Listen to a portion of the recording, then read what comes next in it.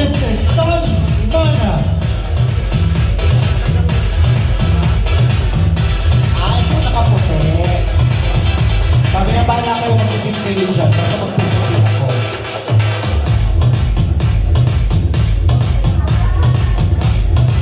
Ang taray mo. Parang siya pigeon na bumaba. Saka pakiramdam ko, susunduin ka na niya. Babalik ka na lang sa langit.